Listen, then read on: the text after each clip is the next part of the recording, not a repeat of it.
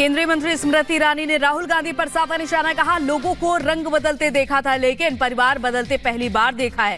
उन्होंने ना रिश्तों का सम्मान रखा और ना ही इतने साल सांसद रहे उसका सम्मान रखा।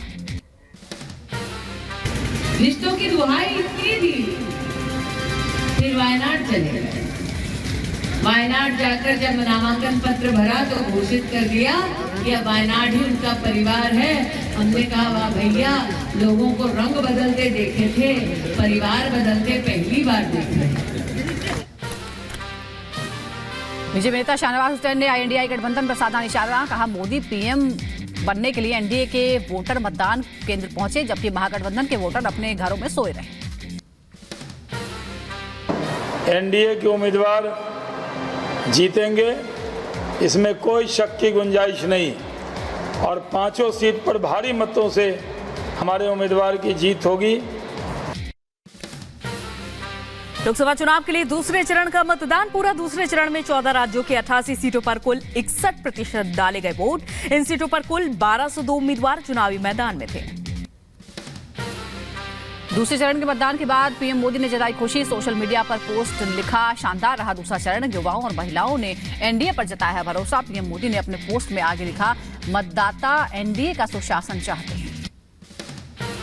दूसरे चरण के मतदान के बाद बढ़ी सियासी हलचल। सपा अध्यक्ष अखिलेश यादव ने भी बीजेपी पर साधा निशाना, कहा दूसरे चरण में तस्वीर और साफ हो चुकी है, अब की बार बीजेपी साफ। अखिलेश ने आगे कहा कि हर बूथ पर NDA गठबंधन के समर्थन में वोट डालने वालों की संख्या बढ़ी है। बिहार में भी मतदान के बाद सियासी बयानबाजी ने पकड़ी रफ्तार। आरजेडी नेता तेजस्वी यादव ने सोशल मीडिया पर पोस्ट लिखा, प्रधानमंत्री ने बंद कर दिया है अब की बार 400 पार का नारा। बीजेपी पर हमला बोलते हुए तेजस्वी ने ली चुटकी। पश्चिम महाराष्ट्र से आज हुंकार भरेंगे पीएम मोदी। प्रधानमंत्री नरेंद्र मोदी की पश्चिम महाराष्ट्र में कोल्हापुर सीट से पहली बार सार्वजनिक रैली को संबोधित करेंगे। शाम 5 बजे तपोवन में रैली होगी। गृहमंत्री अमित शाह का आज गुजरात दौरा। गुजरात में 3 चुनावी सभाओं को संबोधित करेंगे शाह। इसके साथ ही एक रोड शो के जरिए जनता के बीच जाएंगे। आपको बता दें कि गुजरात में 7 मई को तीसरे चरण का मतदान होगा।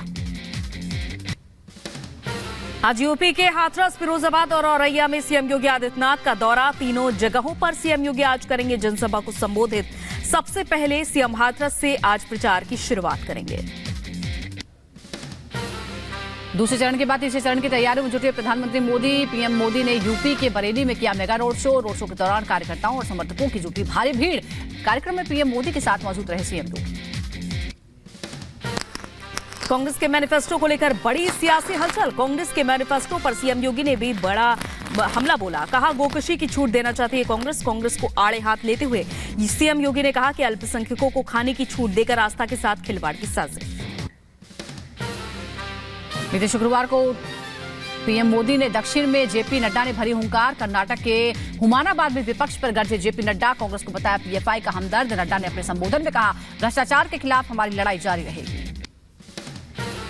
कांग्रेस नेता मल्लिकार्जुन खड़गे ने पीएम मोदी के विश्वास पर सवाल उठाया तो भारतीय बौद्ध संघ के अध्यक्ष ने इस पर आपत्ति जाहिर की। भारतीय बौद्ध संघ के अध्यक्ष संघप्रिया राहुल ने पीएम मोदी पर मल्लिकार्जुन खड़गे द्वारा की गई टिप्पणी की निंदा की है। संघप्रिया राहुल ने कहा कि मल्लिकार्जुन खड़गे की टिप्पणी निंदनीय है।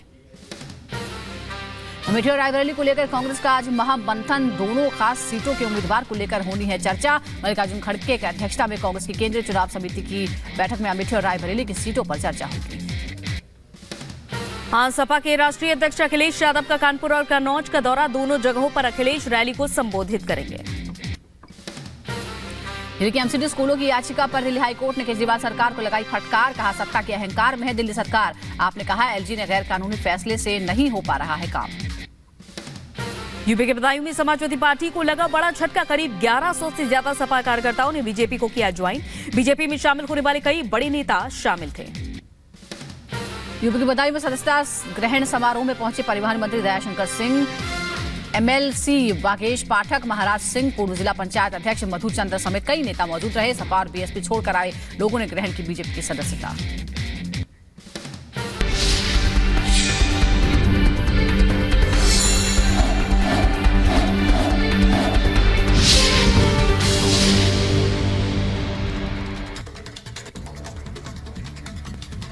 और कांग्रेस कांग्रेस को अब महाराष्ट्र में एक और बड़ा झटका लगा है। दरअसल कांग्रेस नेता ने प्रचार करने से इनकार कर दिया। मुस्लिम उम्मीदवार नहीं उतारने से नाराज नसीम खान ने प्रचार करने से इनकार कर दिया। उन्होंने कहा है कि मुस्लिम उम्मीदवार होना चाहिए। सपा ने कांग्रेस के खिलाफ मोर्चा खोला। सपा ने कांग्रेस को बताया मुस्लिम विरोधी, तो वहीं बीजेपी ने भी कांग्रेस पर तंज कसा है।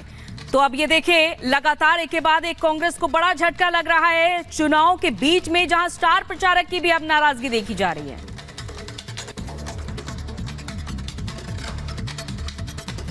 लेकिन इस बार 48 में से महाविकास आघाड़ी 48 लोकसभा चुनाव महाराष्ट्र में लड़ रही है।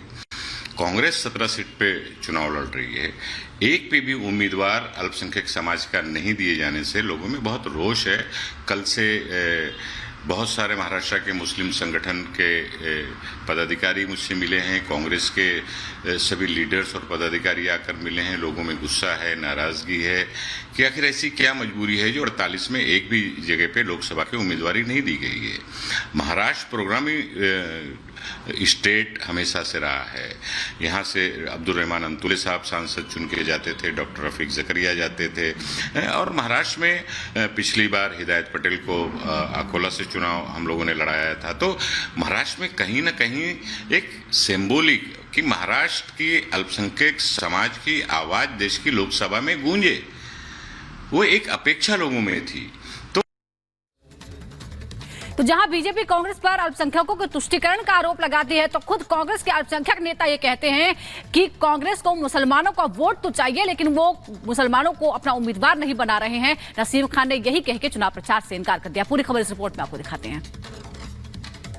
महाराष्ट्र कांग्रेस को एक और झटका लगा है। स्टार प्रचारकों में शामिल नसीम खान ने कांग्रेस अध्यक्ष को पत्र लिखकर प्रचार अभियान समिति से इस्तीफा देने की घोषणा की है।